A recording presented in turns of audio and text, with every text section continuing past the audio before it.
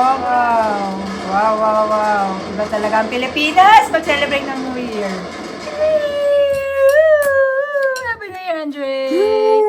Wala tayo turot, hindi ko na ilabas. 2026, Happy New Year, everyone! Yeah, nakakaiyak ang New Year sa Pilipinas. Nakakamiss sobra. Ang wish ko talaga ay makauwi sa Pilipinas again for Christmas and New Year. Sana man lang bago ko mawala sa mundong ito ay makauwi ako ng Pilipinas for New Year's. Yun yung pinaka-wish ko talaga.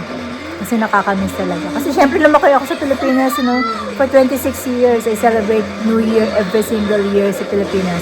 Tapos pagdating dito sa Canada, sobrang nakakalungkot. Parang wala lang yung New Year. Hello guys! So today is New Year's Eve and wala kaming handa actually. Kasi may pasok kami dalawa ni Richard kanina. So, hindi na ako nakapagluto. Tapos kahapon, kakauwi lang nga namin galing Toronto. So, walang grocery, wala lahat. Natulog lang kami buong maghapon kahapon dahil sobrang pagod. Tapos ngayon may pasok kami. Kaya, even yung dinner namin, nag-order lang kami ng Vietnamese soup. Tapos, tsaka banh mi. Ano ba? Yun lang, tsaka yung salad roll lang. Yun lang yung dinner namin kanina. Tapos, for our midnight snack, since, what time is it? It's 11:28 p.m. So, ayan. So, magmi-midnight snack na lang kami. And, ito yung binili ko. Korean fried chicken. Yan, dito sa Chico Chicken. Parang Pilipino yata may-ari nito eh. So, sa Airdrie. So, ayan. Iinit ko na lang siya ngayon.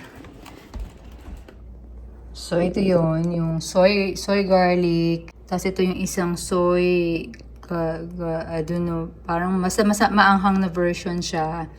Hindi ko alam kung anong tawag, nakalimutan ko na. Tapos, ito French fries. Tapos, merong shrimp, onion rings, tsaka yung cheese ball. Kanain na namin 2 peraso. Kaya isa na lang siya. Yan lang ang aming midnight snack. Ayan. Tira-tira. Midnight snack. Uy, anong time na? What time is it? Cheese is okay. Ha? Yan ang New Year. What time is it? Countdown na ba? 11:54. O, yan na. 6 more minutes. 11:54 na.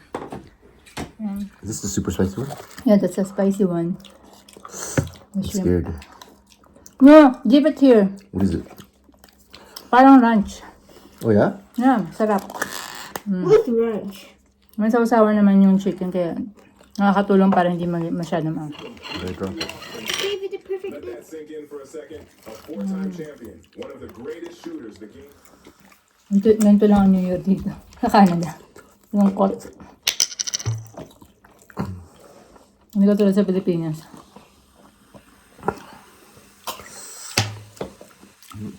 Tapos first time nila Isabel at Michaela na wala dito sa bahay na mag New Year. Ever, right? First time. What? Nawala si Isabel at si Michaela. What? Celebrating New Year. Where? With us. Kasi nasa Toronto pa sila. It's already hit 12. Ha? No, this Yeah? is the right one. No, but look. Apple's right. It's 12? Yes. Yes. Happy New Year. Happy New Year! Happy New Year, Andre! Wala tayo turot, hindi ko na ilabas. 2026, Happy New Year, everyone! Wow. Pinapanood ko itong YouTube channel na to. Dalawang foreigner from England. Nag-celebrate sila ng New Year sa Pilipinas and they're so happy. She's crying. Ako rin naiiyak.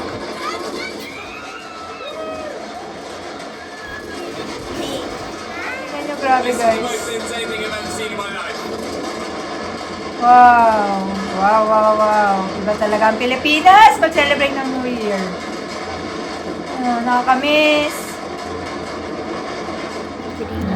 Pati ako naiiyak. I'm crying! Namimiss ko ang New Year sa Pilipinas. Kamiss. Naluluha ako, oh. Ay, nakakamiss ang No, you're not Pilipinas. crying. Let me get. Stop it. Why? Nakakamiss ang Pilipinas, grabe. Why you crying? Ang wish ko talaga ay makauwi sa Pilipinas again for Christmas and New Year. Sana man lang bago ko mawala sa mundong ito ay makauwi ako ng Pilipinas for New Year's. Yun yung pinaka-wish ko talaga. Kasi nakakamiss talaga. Kasi syempre lumaki ako sa Pilipinas, for 26 years, I celebrate New Year every single year sa Pilipinas. Tapos pagdating dito sa Canada, sobrang nakakalungkot. Parang wala lang yung New Year. Sa bahay lang kami, walang mga paputok, walang mga ganyan. Kakain lang, tapos na, ganun. Happy New Year! Ayan, tingnan nyo, grabe, sobrang foggy today. January 1st. Ayan. Walang makita, zero visibility. And good morning guys. So today is January 1st. And pupunta lang kami ngayon sa Cross Iron Mills kasi meron kami gusto i-try na bagong ramen place doon, yung Marugame Udon. Na-try na namin yun sa Hawaii. And masarap siya. At saka hindi siya masyadong mahal.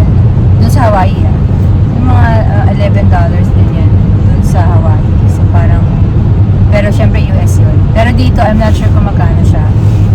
So hopefully hindi siya ganun kamahal. And yung mga, ang tawag dito yung mga tempura, no? Tempura pa tawag dito. Ayun yung mga tempura, may mga shrimp tempura sila, mga egg, crab, ano pa ba yung mga vegetables tempura, meron din sila. So yun by piece yung bayad. So doon medyo mahal sa Hawaii, mga $2 each. So dito, ewan ko kung magkano. So titignan natin siya ngayon. Tatry natin siya kung masarap din ba siya.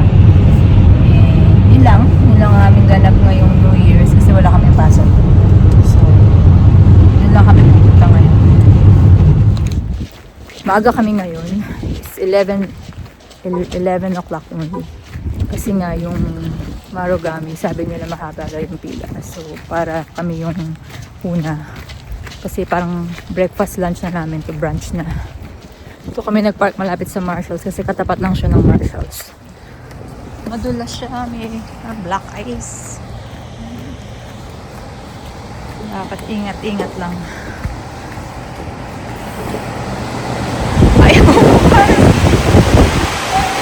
Ayaw bumakas.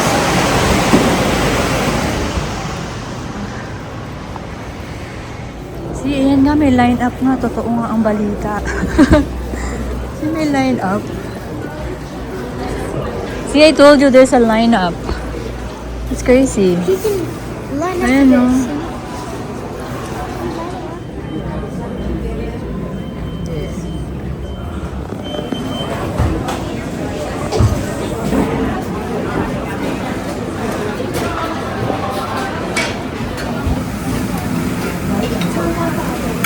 For sure we can finish that. Baka Andre lang.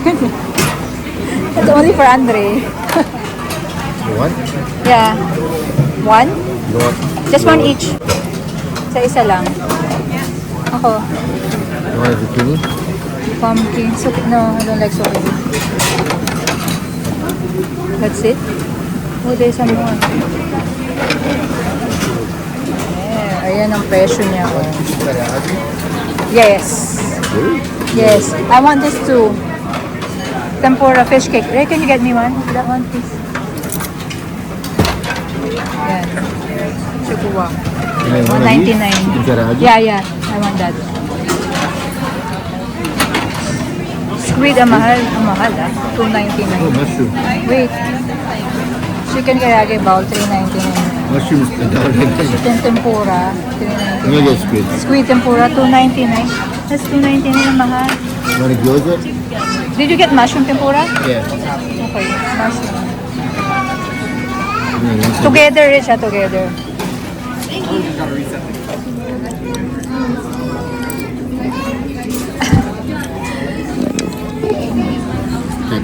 What? Katsu sauce? Huh? Sarap? Sarap yung curry? Ayoko naman, hindi ako mahilig sa curry pero let's try. Japanese food. I know, but yeah. Parang walang masyadong tao dito sa mall. Pero baka kasi dahil 12:30 pa lang naman. Pero hindi siya sobrang busy ngayon. Kita nyo, wala masyadong naglalako. Hindi siya crowded today.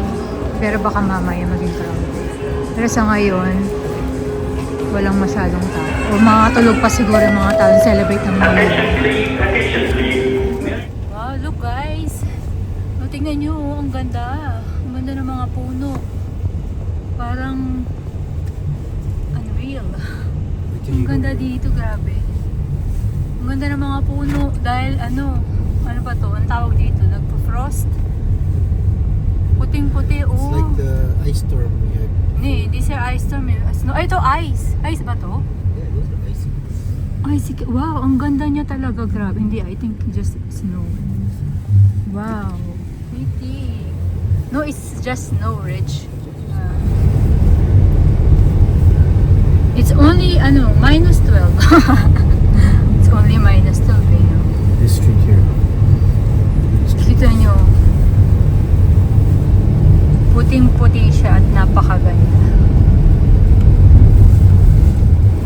Puting-puti kasi pati yung road puti.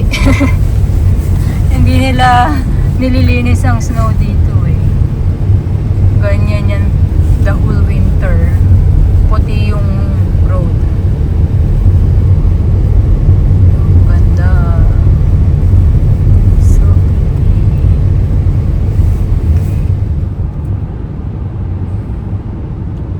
Hello guys. Papunta kami ngayon nga ng Air 3 para pumick up ng grocery sa Walmart. In-order ko na siya kagabi. So pipick upin na lang namin siya. And yesterday, last night, lagi nagkakaroon ng power outage. Mga seconds lang namang ganun, nawawala yung power. Dahil nga yung mga power lines dito, grabe, parang frozen siya. May ice. So, kaya siguro ganun, nagkakaroon ng power outages. Ngayon, kanina, bago ako umalis, nagkaroon ng split second lang naman, nawala yung power. Pero bumalik din siya kagad. Yun nga. So, hopefully wala yung mahahabang mga power outages. Kasi nga, especially ngayong winter, baka mag-burst yung mga pipes kapag sobrang haba ng mga hours yung mawawala yung mga power. Pag sobrang haba, baka mag-burst yung mga pipes namin. So, ayun, ito ang ganda oh. Yung mga puno, puting-puti, grabe. Yan. So, ayun lang. Today is Saturday, January 3rd? Yeah. Yan. Dito kami nag-pick up ng grocery sa Walmart. So, yan. So usually kapag nagpipick up ako ng grocery, tinutulungan ko din mag-load yung taga Walmart dito sa kotse namin. So ngayon is like minus ano ba? Minus 10? Feels like minus 15. But honestly, lumabas ako, di ba? Hindi ko naramdaman yung lamig. Masarap talaga yung lamig dito. Hindi siya yung nanunuot sa buto. So kahit yung sobrang sa labas, parang pag nakita nyo, parang sobrang lamig. Hindi siya malamig. Yan lang, ito lang. Naka-sweater lang ako. Ito, jacket. Tapos short sleeve pa nga sa loob nitong t-shirt. Yan. T-shirt lang sa loob. Pero hindi talaga siya malamig. So, ayun. Yun lang yung observation ko talaga comparing Toronto weather dito sa Alberta.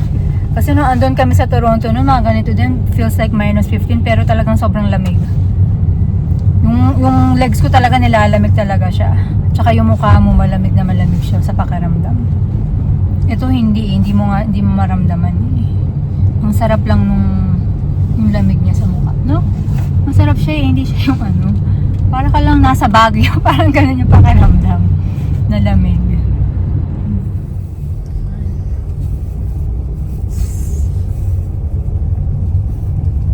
Ang ganda niya, so pretty. Yan, ito yung mga bagong bahay dito na binibenta sa lugar namin. Magaganda naman siya. Kaya lang malapit to sa tawag dun? Train track.